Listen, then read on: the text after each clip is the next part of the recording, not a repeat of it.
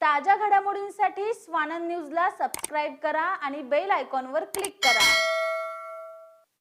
तिथे सर्रास रिक्षावाले म्हणजे बाहेरून येऊन रिक्षावाले तिथे दारू पीत बसतात, अजून काही नशा करत असतात। त्यामुळे महिला ज्या येतात रात्री अपरात्री ऑफिसवरून येणाऱ्या ज्या महिला आहेत त्यांना खूप कठीण गोष्टीला जावं लागतंय, सामोरं जावं लागतंय।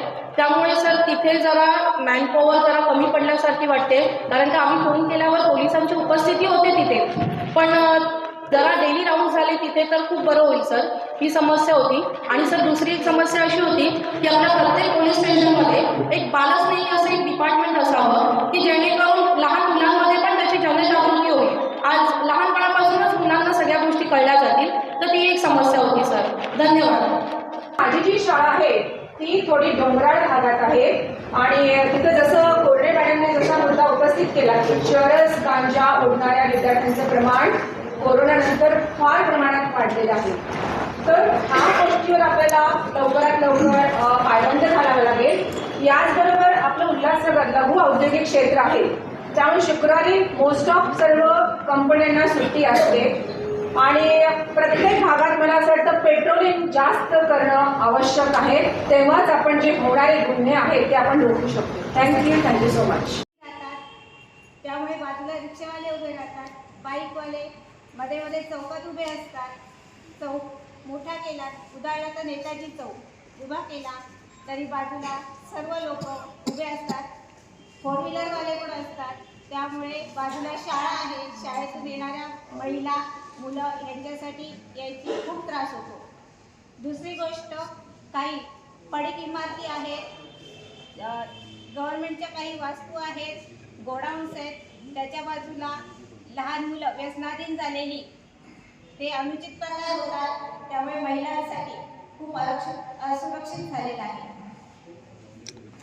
काही लहान मुली आहेत ती पण सुरक्षित राहत नाही त्यामुळे, आणि मग जी चरस गाळण्यासाठी मुलं जी प्यायलेली असतात ती मुलं काही अतिप्रसंग करायला किंवा ब्लेम मारणे किंवा चोरीच्या घटनांसाठी मग पुढे येतात आणि त्याच्यावर उल्हासनगर परिमंडळ 4 क्षेत्रात वाढत्या गुन्ह्यांना आळा घालण्यासाठी पोलिसांनी आज महत्त्वपूर्ण बैठक बोलावण्यात आली होती।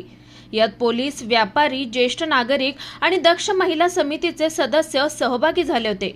यावेळी सहपोलीस आयुक्त ज्ञानेश्वर चव्हाण यांनी उपस्थित सदस्यांशी संवाद साधून समस्या ऐकून घेतल्या। यात प्रामुख्याने रिक्षा स्टँडवरील गुन्हे, चेन स्नॅचिंग, सायबर गुन्हे यावर लक्ष वेधण्यात आलंय।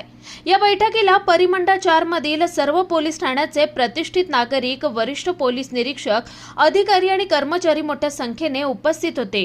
आज उल्हासनगर परिक्षेत्रातील जे ज्येष्ठ नागरिक आहेत आणि महिला दक्षतेच्या समितीचे सदस्य आणि विविध असोसिएशनचे पदाधिकारी या बैठकीसाठी उपस्थित होते। त्यांनी ज्या महत्त्वाच्या सूचना मांडल्या त्यामध्ये रहदारीच्या नियमनाची एक सूचना होती, रिक्षा चालकांकडून नागरिकांची होणारी जी प्रतारणा आहे किंवा काही ते जे रिक्षा स्टँड आहे त्या ठिकाणी होणारे गैरप्रकार आणि रहदारीची कोंडी आणि अपघात या अनुषंगाने काही सूचना होत्या। तर त्या बाबतीत निश्चितच ट्रॅफिक ब्रांच आणि आमच्या स्थानिक पोलीस स्टेशनचा स्टाफ हे जॉईंटली ॲक्शन घेऊन नक्कीच जे रेल्वे स्टेशन आहेत किंवा शाळा, कॉलेजेस आणि त्या परिसरातले किंवा महत्त्वाच्या बाजारपेठेतले जे रिक्षा स्टँड आहेत तिथे रिक्षा व्यवस्थित पार्क केल्या जातील, कुठलीही मुजोरी होणार नाही, सर्वसामान्य नागरिकाला त्रास होणार नाही या दृष्टीने त्यांच्यावर नियमन करतील आणि आवश्यक ती इफेक्टिव्ह कारवाईसुद्धा करतील। याचप्रमाणे सर सायबर क्राईम पण खूप वाढलेला आहे, त्याच्यावरती आपली कशी पकड राहणार, काय कशा संदर्भात आपण एक संदेश देणार लोकांना? वाढत्या सायबर क्राईमच्या अनुषंगाने वेळोवेळी बँका असतील किंवा इतर प्रायव्हेट एजन्सी असतील किंवा पोलीस दलातर्फे सुद्धा आम्ही गाईडलाईन देत असतो, अवेअरनेस ड्राईव्ह करत असतो। पण तरीसुद्धा आपले जे नागरिक आहेत, विशेषतः सिनियर सिटीजन असतील, महिला असतील, तरुण मुली असतील, ह्या कळत नकळत त्यांची पर्सनल माहिती जी आहे, वैयक्तिक माहिती असेल, बँक अकाउंटची माहिती असेल किंवा इतर माहिती आहे ती शेअर करतात आणि त्यामुळे त्यांना समस्यांना सामोरं जावं लागतं। त्यावेळेला आर्थिक नुकसानही होतं किंवा पर्सनल वैयक्तिक प्रतिष्ठेलाही कुठेतरी त्याच्यामुळे बाधा येते।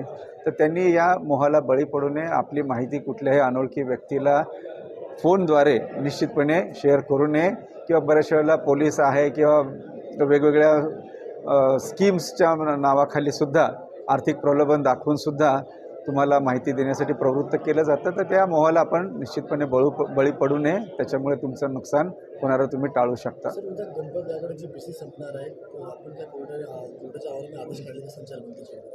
नाही, त्या रिलेटेड जे काही योग्य प्रिकॉशनर्स आम्ही निश्चितपणे आमचे स्थानिक पोलीस दल आहे ते घेणार आहे.